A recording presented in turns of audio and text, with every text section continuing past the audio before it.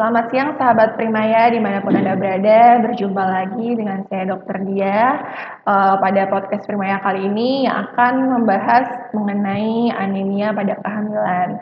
Pada kesempatan kali ini kita sudah kedatangan narasumber yang luar biasa ya, yaitu adalah dokter Better, spesialis obstetri dan ginekologi, konsultan feto-maternal. Selamat siang Dokter Better. Selamat siang Dokter Dia. Ya, mungkin kita kenalan dulu ya Dok, boleh dokter menyapa Boleh. sahabat Primaya dulu ya Dok. Halo, selamat siang sahabat Primaya. Saya Dr. Better Versi Paniloid, spesialis obstetri ginekologi, subspesialis kedokteran feto-maternal dari Rumah Sakit Primaya Bekasi Barat. Oke, baik dokter. Pada siang ini ya, kesempatan kali ini kita akan membahas topik yang sangat menarik dan umum untuk ibu hamil ya, yaitu mengenai anemia pada kehamilan. Mungkin dokter boleh pembukaan dulu nih dok, dijelaskan dulu sebenarnya anemia itu apa sih dok, dan terutama pada ibu hamil ya dok. Oke. Jadi anemia adalah suatu kondisi di mana kadar hemoglobin itu kurang dari normal. Pada ibu hamil trimester 1 dan trimester 3, kadar hemoglobinnya kurang dari 11 gram per desiliter, dan pada trimester 2 kurang dari 10,5 gram per desiliter. Jadi suatu kondisi pada kehamilan salah satunya. Di mana anemia ini yang paling banyak di Indonesia biasanya terjadi karena defisiensi zat besi, dan yang kedua talasemia. Dan kasus di Indonesia itu angkanya cukup tinggi, terakhir data Riskes tahun 2018, dan sekitar 48%, jadi hampir 1 dari 2 ibu yang hamil itu mengalami anemia dok. Jadi memang bebannya cukup berat di Indonesia, kenapa? Karena jangka panjangnya dampak terhadap generasi kita itu menjadi jauh lebih jelek kualitasnya dibandingkan kalau memang ibu hamil tanpa anemia. Begitu mungkin dokter Dia. Iya, jadi memang anemia ini kasusnya banyak ya, bahkan tadi perbandingannya 1:2 ya dok Betul ya, dokter Dia. dan efeknya bisa jangka panjang kepada pada saat kelahirannya gitu ya dok Ya. ya, baik pada saat proses persalinannya ya mungkin ya. Nah dokter, sebenarnya penyebabnya tadi udah dokter jelaskan ya, tapi penyebab yang paling sering dan paling umum itu apa dok, biar kita ketahui semua ya. Ya, jadi penyebab anemia yang paling sering dalam kehamilan itu ada dua, rata-rata di Indonesia. Yang pertama tentunya adalah anemia defisiensi zat besi, kekurangan zat besi, dan yang kedua adalah karena disebabkan talasemia atau kelainan pada sel darah merahnya. Begitu dokter. Nah pada defisiensi besi dok, biasanya karena asupan nutrisi ya dok ya, atau memang ada hal lain yang bisa menyebabkan anemia defisiensi besi? Ya, yang seringnya sebenarnya penyebabnya mungkin bisa berbagai macam, tapi yang paling seringnya adalah yang pertama memang kurangnya asupan mikronutrien, salah satunya yaitu zat besi. Dan juga mikronutrien lain yang kira-kira akan membantu si zat besi untuk masuk dan bisa digunakan di dalam tubuh. Sebagai contoh seperti vitamin A, vitamin B kompleks, vitamin C, vitamin E, dan lain sebagainya. Dan yang kedua adalah adanya peradangan kronik, atau kita bisa sebut sekarang di Indonesia banyaknya infeksi kronik yang terjadi pada ibu-ibu hamil, sehingga menyebabkan terjadinya anemia defisiensi zat besi ini. Dan apabila ini terus berlanjut, kemudian hamil tentunya akan menghasilkan generasi yang memang anemia lagi, dan bisa dibayangkan kalau anaknya anemia, tumbuh dewasa, kemudian dia hamil, dia anemia lagi. Jadi ini merupakan suatu lingkaran setan yang memang harus diputus.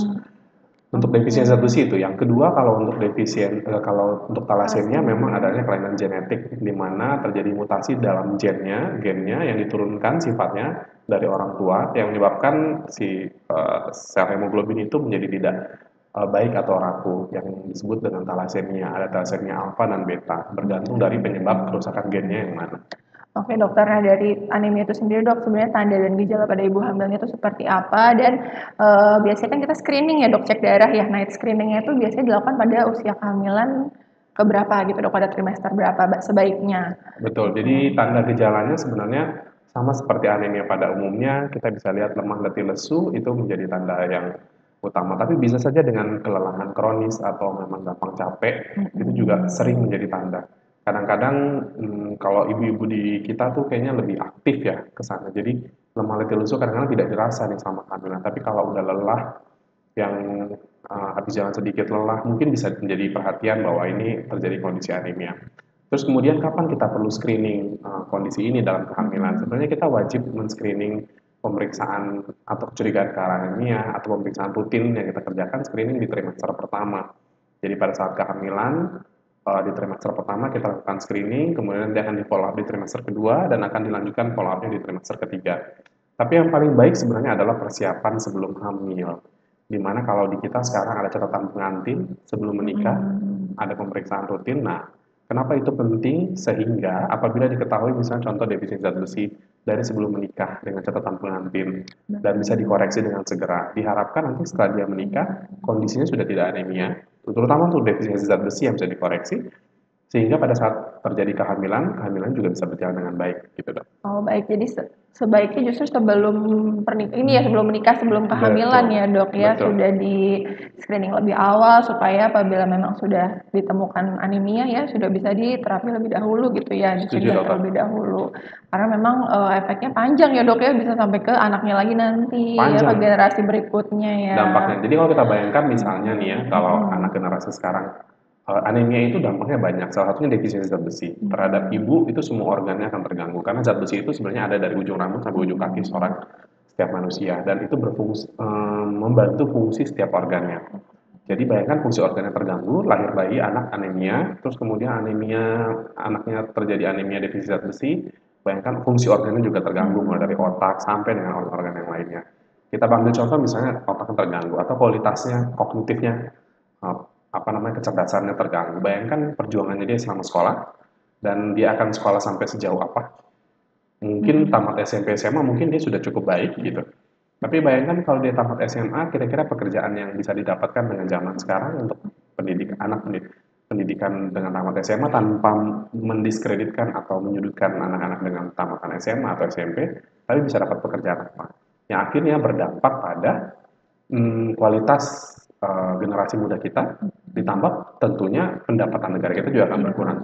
Jadi memang dampaknya sangat panjang dan sangat besar. luas ya. Iya, untuk ke depan ya, untuk generasi ke depan. Sehingga kita harus mencegahnya dari sekarang untuk menentukan masa depan di 10 tahun, 20 tahun, 30 tahun ke depan. Begitu, Dok.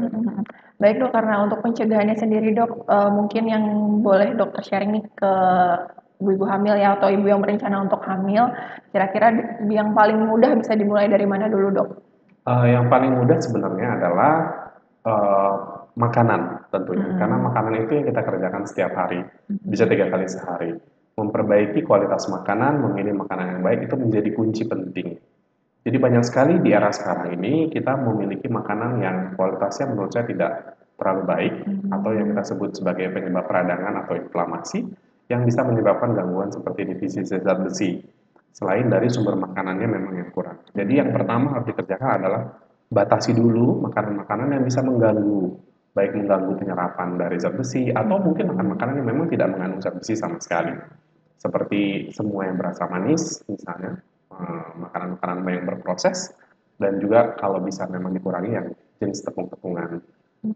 Setelah makanan ini dibatasi atau dihindari, baru kemudian kita ganti dengan kita replace dengan makanan yang tinggi protein tentunya.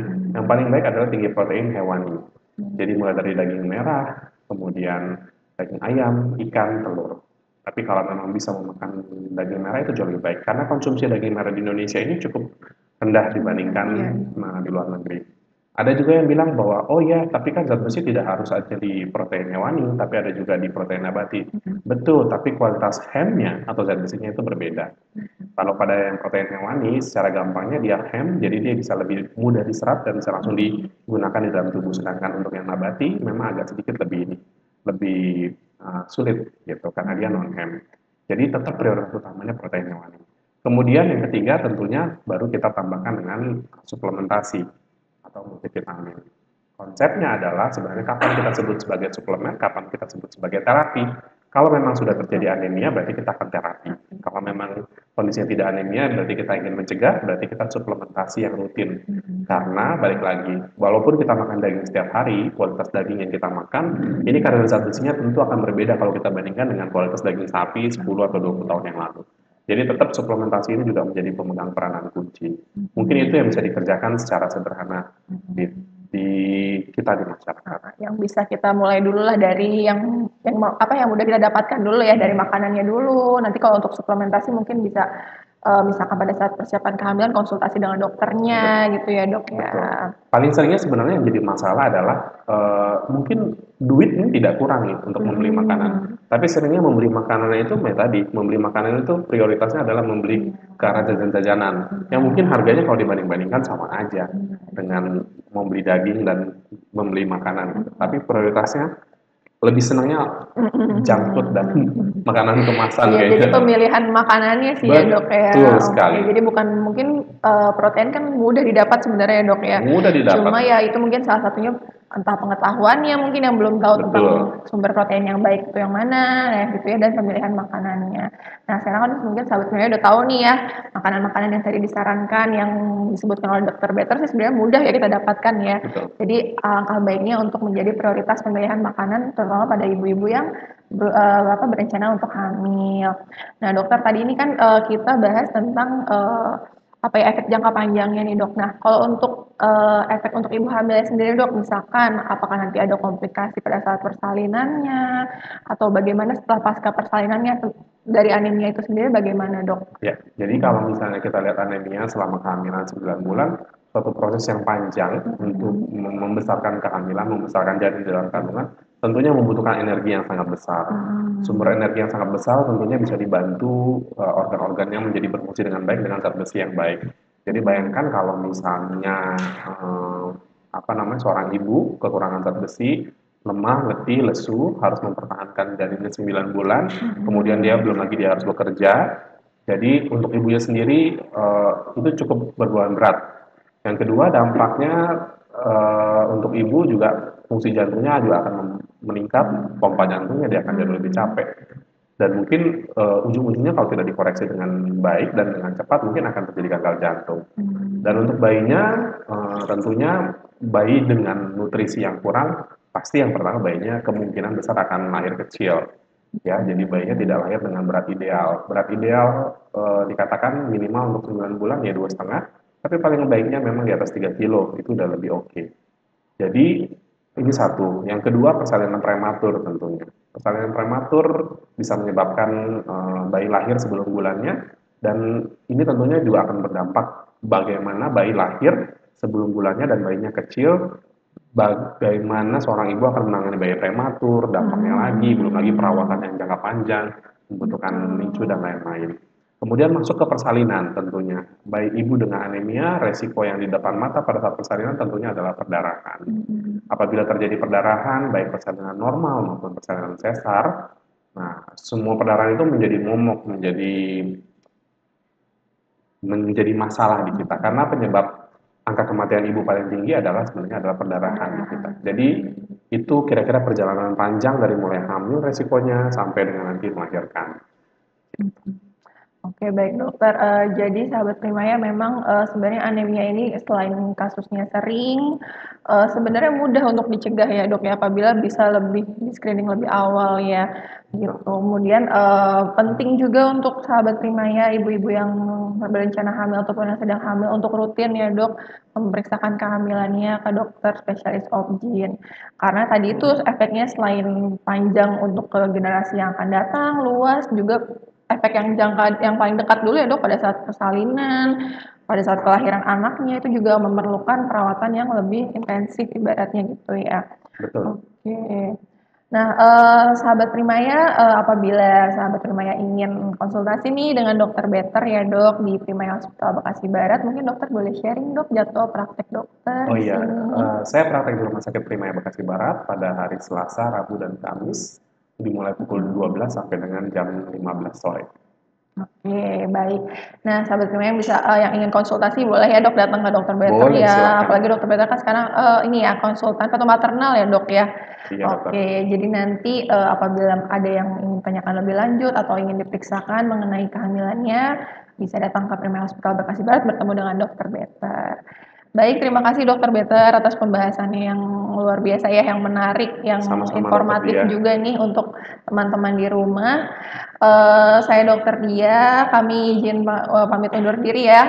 Terima kasih atas perhatiannya. Selamat siang.